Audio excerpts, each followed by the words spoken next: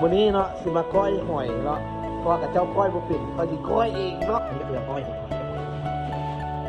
นี่คือว่าของอันนี้ก็ส่งไปเบิดแล้วตัวเนาะ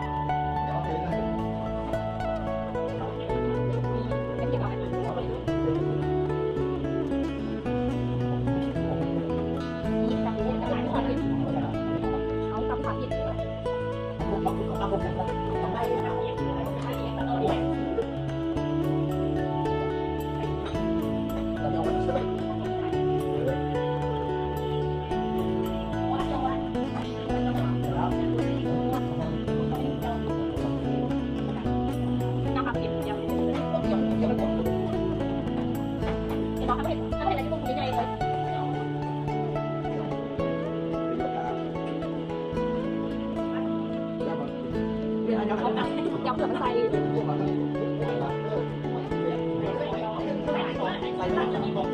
ส่